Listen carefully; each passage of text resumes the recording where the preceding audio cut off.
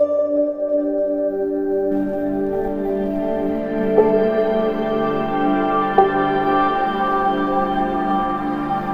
छोटे से गांव में रमेश और सुरेश नाम के दो सबसे अच्छे दोस्त रहते थे। रमेश एक शांत स्वभाव का और मददगार लड़का था, जबकि सुरेश थोड़ा चुलबुला और मजाकिया था। दोनों की दोस्ती पूरे गांव में मशहूर थी। एक दिन की बात है, दोनों दोस्त खेतों की ओर टहलने निकले।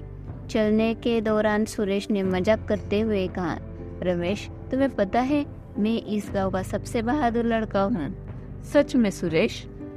फिर तो तुम्हें हर चीज से सामना करने की हिम्मत होनी चाहिए।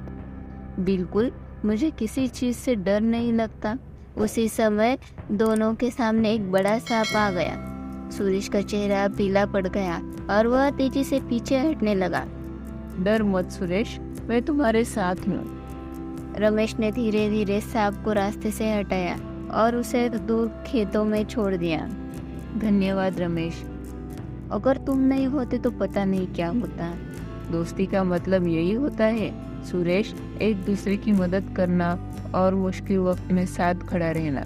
दोनों दोस्त फिर से अपने रास्ते पर चलने लगे। चलते चलते सुरेश ने सोचा कि उसे अपनी बहादुरी की गलतफहमी के बारे में रमेश से माफ़ी मांगनी चाहिए। मुझे माफ़ कर दो रमेश, मैंने जो कहा था वो सिर्फ मजाक था। असली बहादुरी तुम्हारी है, जो हर मुश्किल में अपने दोस्त के साथ खड़ा रहता है। सुरेश, दोस्ती में माफ़ी की कोई ज़रूरत नहीं, हमें एक दूसरे का साथ देना है, यही असली दोस्ती है। इस बीच गांव में एक और घटना घटी। गांव के मुखिया की बेटी सीमा, जो बहुत ही सुंदर और समझदार थी, अचानक से बीमार हो गई। गांव के सभी लोग चिंतित थे, क्योंकि डॉक्टर ने कहा था कि सीमा की बीमारी का इलाज शहर में ही हो सकता है, और शहर बहुत दूर था। रमेश और सुरेश ने गांव वालों की चिंता देखकर तय किया कि वे सीमा को शहर ले जाएंगे। दोनों ने एक बैलगाड़ी का इंतजाम किया और बिना समय गवाए सीमा को लेकर शहर चले गए। रास्ता बहुत कठिन और लंबा था। कई बार उन्हें मुश्किलें आई, लेकिन दोनों ने हार नहीं मानी। रमेश ने बैलगाड़ी खींचने में मदद की और सुरेश ने सीमा का ख्याल रखा। रास्ते में रात हो गई और दोनों ने एक पेड़ के नीचे आराम किया। रमेश, हमें जल्दी से जल्दी शहर पहुंचना चाहिए, सीमा की हालत बिगड़ती जा रही है। हम जरूर पहुंचेंगे सुरेश, भगवान पर भरोसा रखो। अगले दिन सुबह होते ही दोनों ने फिर से सफर शुरू किया। रास्ते में उन्हें कई चुनौतियों का सामना करना पड़ा, लेकिन दोनों ने मिलकर हर चुनौती का सामना किया।